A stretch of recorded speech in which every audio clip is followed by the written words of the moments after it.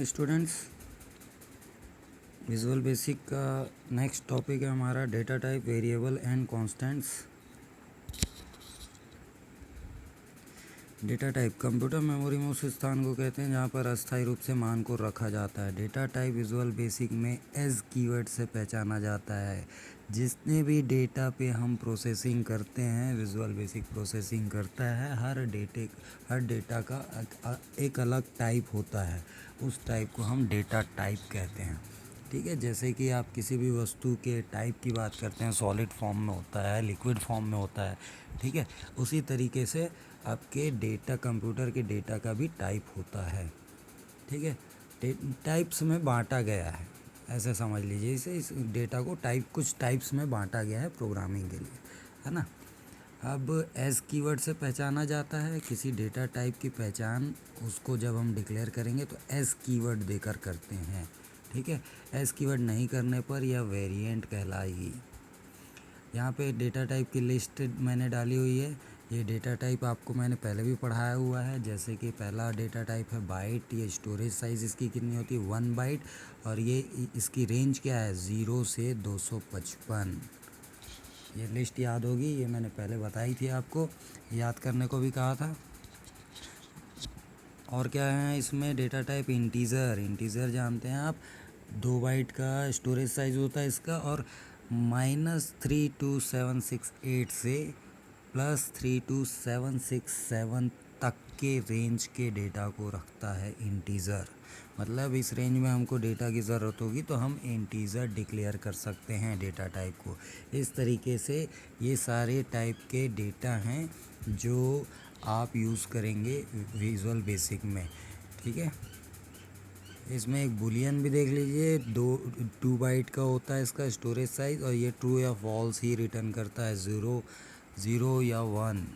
ठीक है, आगे देखते हैं, वेरिएबल देखते हैं। अब वेरिएबल में क्या है, वेरिएबल किसे कहते हैं, किसी भी प्रकार के डेटा को प्रोसेस करने के लिए हमें सबसे पहले तय करना होता है कि हम किस प्रकार के डेटा को कंप्यूटर की मेमोरी में स्टोर करना चाहते हैं।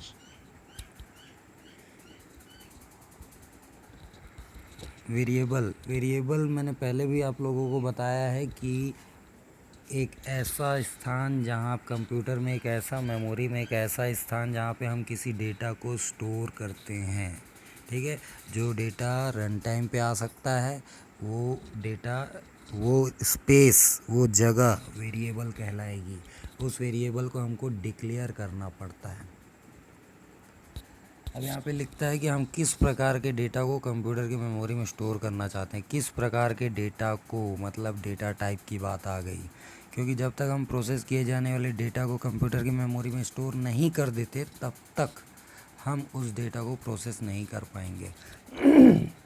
ठीक है, क्योंकि अलग अलग प्रकार के डेटा मेमोरी में अलग अलग साइज़ के स्पेस रिजर्व करते हैं, इसलिए जब हमें प्रोसेस किए जाने वाले डेटा के टाइप का पता चल जाता है तब हम उस डेटा टाइप को रिप्रेजेंट करने वाले कीवर्ड के आधार पर मेमोरी में कुछ स्पेस रिज़र्व करते हैं। हमको डेटा टाइप का पता चलने के बाद हम उस डेटा टाइप को रिप्रेजेंट करने वाले कीवर्ड के आधार पर मेमोरी में स्पेस रिज़र्व करते हैं, मतलब वेरिएबल डिक्लेयर करते हैं उस डेटा टाइप के लिए।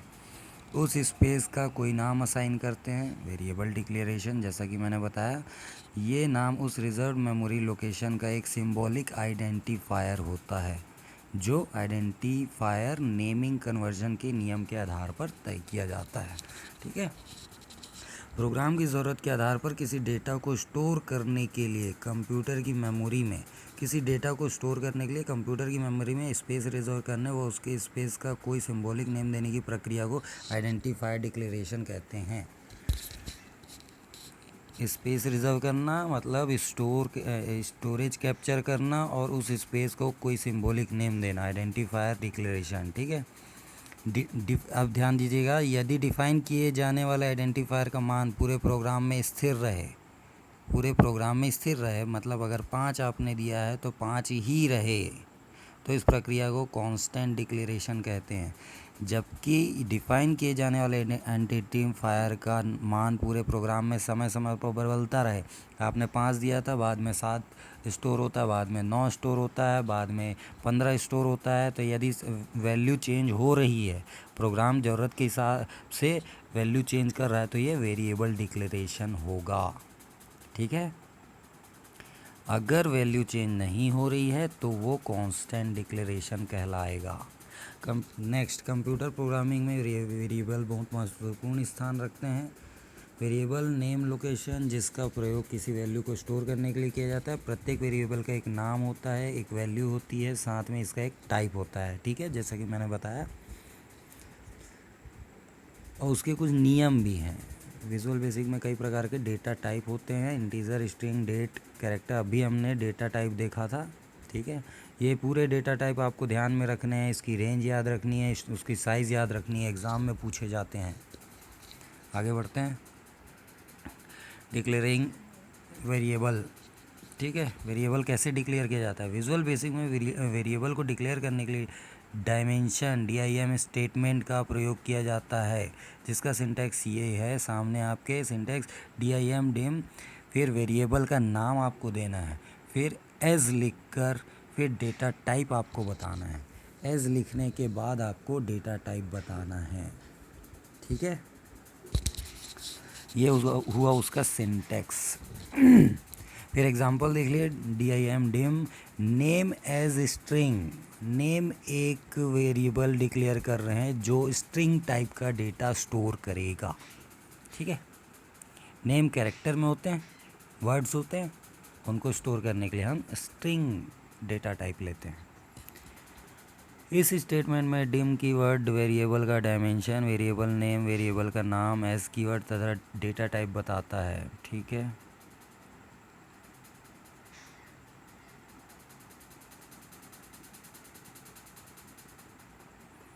पब्लिक वेरिएबल डिक्लेयर करने के लिए पब्लिक कीवर्ड का प्रयोग डिम के स्थान पर किया जाता है। ठीक है, यहाँ पे कई जगहों पे प्राइवेट, कई जगह पे पब्लिक, दोनों तरह से यूज़ कर सकते हैं। ठीक है, public variable name as data type, ये भी एक सिंटैक्स है पब्लिक के लिए। इस प्रकार प्राइवेट, फ्रेंड और फ्रेंड कीवर्ड भी वेरिएबल डिक्लेयर करने के लिए उपयोग किए जाते हैं। प्राइवेट, पब्लिक, प्रोटेक्टेड और फ्रेंड वेरिएबल के स्कोप के लिए प्रयोग होते हैं। उतना उसका स्कोप होगा, यदि प्राइवेट है तो वो उसका स्कोप बहुत कम होगा। पब्लिक है तो वो हर सेक्शन में उसको यूज़ किया जा सकता है। VB में मल्टीपल वेरिएबल को सिंगल स्टेटमेंट में डिक्लेयर किया जा सकता है। Example dim ABC as integer. इस प्रकार इसमें मल्टीपल टाइप के वेरिएबल को भी सिंगल डिम स्टेटमेंट के साथ डिक्लेयर किया जा सकता है। अब देखिए, एक साथ एक लाइन में ही हम अलग अलग डेटा टाइप को हमने क्या किया, 3 डेटा टाइप, 3 वेरिएबल एक ही डेटा टाइप के डिक्लेयर किए। अब अलग अलग डेटा टाइप के वेरिएबल डिक्लेयर किए जा रहे हैं। एग्जाम्पल देखिए, dim A as integer, name as string और कॉमा करके B एज बुलियन। मतलब A में इंटीजर स्टोर होगा, नेम में स्ट्रिंग स्टोर होगा और B में बुलियन स्टोर होगा, बुलियन टाइप का डेटा स्टोर होगा। अब देखते हैं वेरिएबल रखने के नियम क्या है, वेरिएबल बनाने के नियम क्या है। वेरिएबल का नाम हमेशा लेटर से शुरू होगा, A to Z, ABCD से शुरू होगा। वेरिएबल नेम हमेशा 255 कैरेक्टर से ज़्यादा नहीं होना चाहिए। ठीक है, उतना बड़ा नाम वैसे भी कोई रखता नहीं है। वेरिएबल नेम में नंबर और अंडरस्कोर को छोड़कर किसी भी कैरेक्टर का प्रयोग नहीं किया जाता है। ठीक है, यहाँ पे ध्यान रखिएगा, वेरिएबल में नंबर और अंडरस्कोर को छोड़कर किसी अन्य कैरेक्टर, स्पेशल कैरेक्टर का प्रयोग नहीं किया जा सकता, कोई भी स्पेशल कैरेक्टर नहीं। वेरिएबल नेम हमेशा अपने स्कोप में यूनिक होना चाहिए। यूनिक अपने स्कोप में, ऐसा क्यों बोल रहा है, कन्फ्यूज़न क्रिएट ना हो, कन्फ्यूज़न क्रिएट ना हो, इसलिए यूनिक होना चाहिए। यूनिक रखने से आसानी से प्रोग्रामिंग की जा सकती है। विजुअल बेसिक के कीवर्ड को वेरिएबल नेम में यूज़ नहीं किया जा सकता। जितने भी कीवर्ड्स वेरिएबल विजुअल बेसिक में पहले से यूज़ किए जाते हैं, जैसे कि डिम ले लीजिए, ठीक है, DIM डायमेंशन का डिम जो कीवर्ड आप यूज़ करते हैं, अब डिम नाम से आप कोई भी डेटा टाइप या वेरिएबल क्रिएट नहीं कर सकते, डिक्लेयर नहीं कर सकते, ठीक है। कोई भी कीवर्ड जो VB में यूज़ होता है उसके नाम से आप वेरिएबल नहीं बना सकते। वेरिएबल नेम में ब्लैंक स्पेस भी नहीं होना चाहिए। दो शब्दों के बीच में ब्लैंक स्पेस दे के वेरिएबल बनाना भी गलत है, ठीक है। कोई स्पेस नहीं होगा, कोई स्पेशल कैरेक्टर नहीं होगा। आगे बढ़ते हैं। कांस्टेंट, ऐसे वेरिएबल्स जिनकी वैल्यू रन टाइम में चेंज नहीं होती। अभी पहले PPT में भी हमने पढ़ा था इसको। ऐसे वेरिएबल जिनकी वैल्यू रन टाइम में चेंज नहीं होती उसे कांस्टेंट कहते हैं। यह कांस्टेंट मैथमेटिकल ऑपरेशन में ज़्यादातर यूज़ किए जाते हैं। वैल्यू चेंज नहीं होगी रन टाइम पे। आपको पता है वेरिएबल डिक्लेयर करते हैं हम कोड विंडो में, डिज़ाइन टाइम पे कोड विंडो में हम वेरिएबल डिक्लेयर करते हैं, ठीक है। जैसा कि अभी हमने बताया, dim A as integer, DIM A as integer, B as string, C as boolean, अभी हमने डिक्लेयर किया था। वैसे ही अगर आप कोई वेरिएबल डिक्लेयर करते हैं और उसकी वैल्यू चेंज नहीं होनी चाहिए, चेंज नहीं होती, तो वो कांस्टेंट है। अगर चेंज होते जाती है, चेंज होते रहती है, रन टाइम पे चेंज होते रहती है, इनपुट रन टाइम पे लिया जाएगा और रन टाइम पे उसके कारण से यदि वेरिएबल में चेंजेस आते रहते हैं तो वो कांस्टेंट नहीं होगा, ठीक है। कांस्टेंट मतलब स्थिरांक, ठीक है, जिसमें रन टाइम में चेंजेस ना हो। क्लियर। जैसे कि मैथमेटिकल ऑपरेशंस में, जैसे कैलकुलेटर बनाते समय पाई की वैल्यू 3.14, ये सब आप जानते हैं, ये फिक्स वैल्यू है, तो इसको हम बना सकते हैं कांस्टेंट, क्योंकि पाई फिक्स वैल्यू रखता है 3.14, ठीक है। इसकी वैल्यू चेंज होगी ही नहीं, इसलिए इसको एक कांस्टेंट बनाया जा सकता है। कांस्टेंट को मुख्यतः दो कारणों से यूज़ किया जाता है।